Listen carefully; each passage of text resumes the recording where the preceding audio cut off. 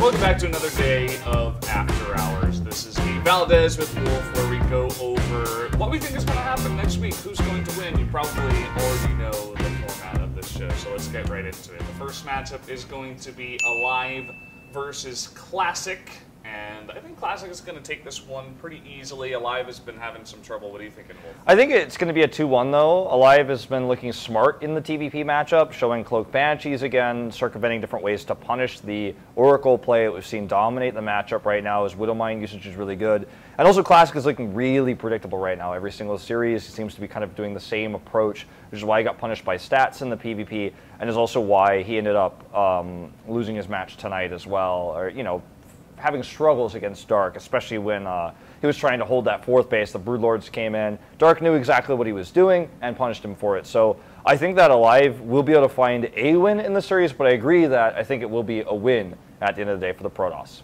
Yeah, I would have to agree. I think Alive can definitely get pretty tricky with his drops, and Classic can be a little bit straightforward, so Alive should be able to take advantage of that one time. I'll also go with the 2-1 victory for Classic. Now for the second matchup, it is going to be Innovation versus Biel. I think this is a bit of an obvious one. I think I'm going to say Innovation takes this one 2-0. What are you thinking, Wolf? For our third matchup, it is going to be Hero versus Stats. I think this definitely could be a bit of a close one. It is a PvP. Upsets do happen. What are you thinking? I mean, Hero showed his old form tonight. Showed different variety in builds, I would say, more than flexibility, showing the failed triple Stargate Oracle play. Biel shut it down really well, and he was just moving away from that. And we got to see the fancy Force Field, Adept Shade, Warp Prism kind of all in there from Hero, and he was able to find the way into the main base, get all those kills, do that extra damage. It wasn't the cleanest series by Hero either, but it seems like he's really practicing hard on improving his kind of bag of builds, right? His war chest, so to speak, for his strategy. So I think he could definitely take a game in this series, but I don't think he's going to take the series itself. Yeah, I would have to agree. I think Stats is really strong in PvP. He is looking really solid as well, just overall. And upsets do happen. If I had to pick an upset match for the week, I think, you know, I would maybe put a little sign up here that says upset and say, well, this is the one because it's PvP. Hero, he can get really tricky in this matchup. He's learned a lot from his buddy SOS, and we could see this one happen. But I'd have to say Stats takes this one 2-1 at the end of the day. For the fourth matchup, it is going to be Dark versus Maru. What are you thinking, Wolf? Well, Maru definitely looks a little bit frustrated with the matchup. In both games 1 and 2, he started with the proxy, the 2 barracks. In the first game, he was scouted in game number 2, still had the ability to transition.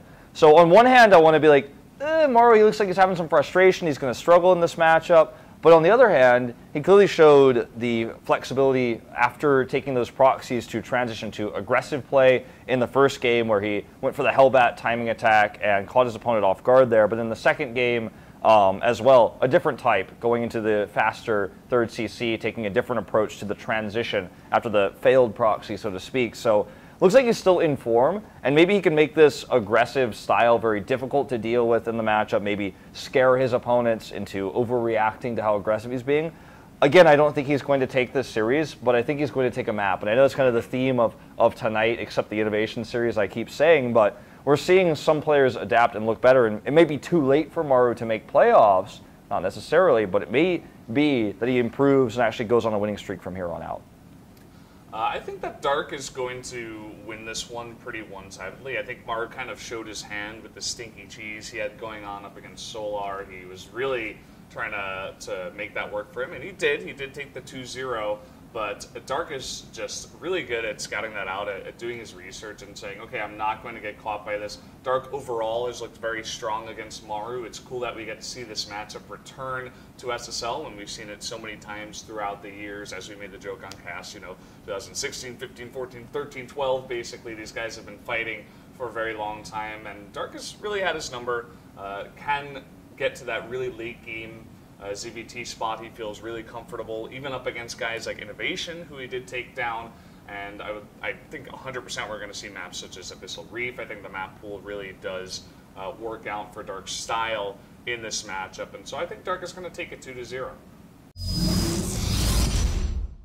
And for our last matchup of the night, it is going to be Solar versus Deer. And man, Deer is on a roll. He's looking really good. He's up at the top, whereas Solar had a tricky match today against Maru that he did lose. Yeah, and Deer has been taking a lot of his series with the 2-1. He did get the 2-0 today, which was surprising to a lot of people because he's starting to look more and more dominant, right? Destroying Alive with that 2-0 score. Is it Solar's best matchup? It's the matchup he's famous for. So on this one, it could go either way. You could argue if you just look at the names alone.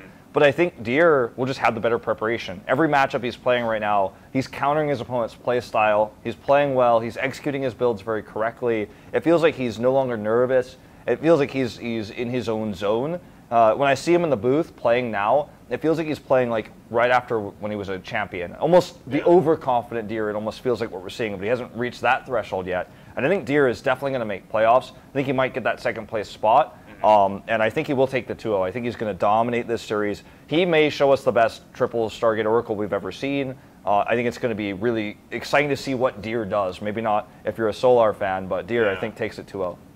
There's that meme floating around in other games as well as StarCraft where it's like, I will get excited for this player and this team. And I don't know, man. I always feel like when I get really excited about Deer and I'm like, man, he's coming back big, and I predict him to win, and sometimes he really disappoints. I hope that's not the case, but if there is a matchup where he is going to disappoint, I think it's up against Solar's really good ZVP. At the end of the day, when I have to make a prediction, if I had to put my money on it, I will predict Deer in this matchup, but Solar can definitely take this one. I said before, Hero versus Stats could be the upset match, but I think Solar's got a good opportunity to upset this one as well. At the end of the day, I think I'll say 2-1 for Deer. So that's going to do it for us at After Hours. Thanks once again for joining me, Wolf. We will be back on August 12th, I believe it is. 14th, I think. 14th? Yeah. Yeah, August 14th for all of these matches coming at you guys at 7 p.m. As always, here for SSL Premiere at the